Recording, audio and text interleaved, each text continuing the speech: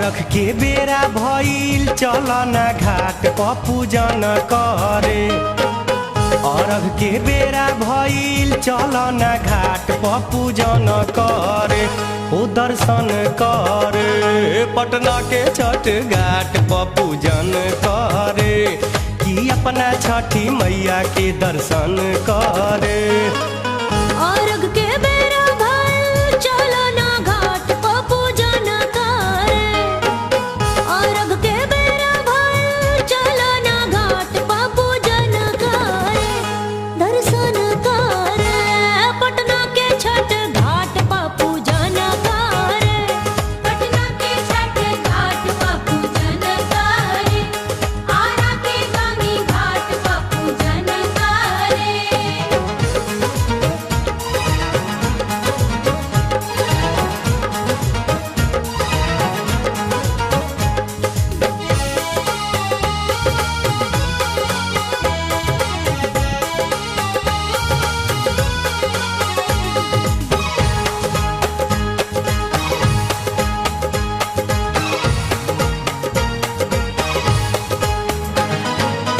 गंगा जी के घाट जुटल बर्तिन के रेला हो।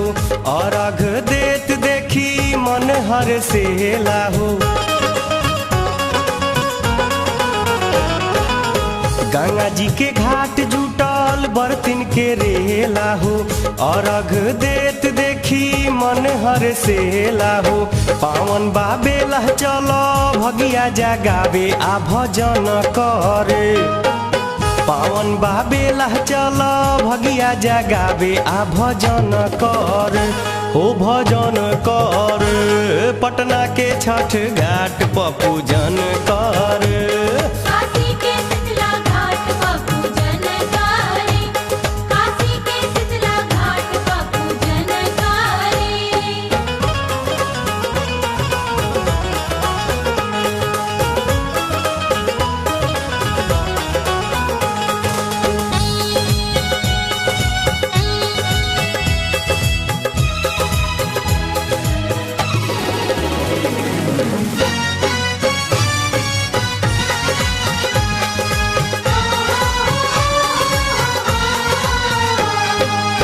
जगमग दियाना से शोभता नगरिया हो।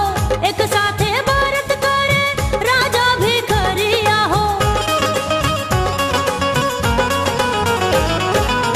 जगमग दियाना से शोभता नगरिया हो। एक साथे व्रत करे राजा भिखरिया हो। गंगा जी के पनिया में कई के नहनिया ना मना करे। गंगा जी के पनिया में कई के नहनिया ना मना करे। ना मना करे पटना के छठी घाट प पूजन करे। बिहरी के सोन घाट प पूजन करे। बिहरी के सोन घाट प पूजन करे।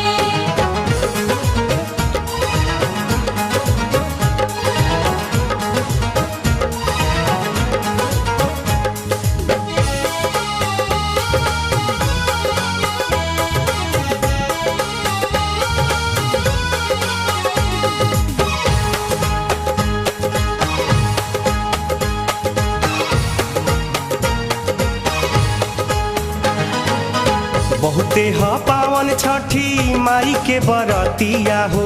रह के उपासे लोग सहेले ससतिया हो। बहुत हा पावन छठे माई के बरतिया हो। रह के उपास लोग सहेले ससतिया हो। छठ करे खातिर मधु पढ़े से हमारो हो मन करे।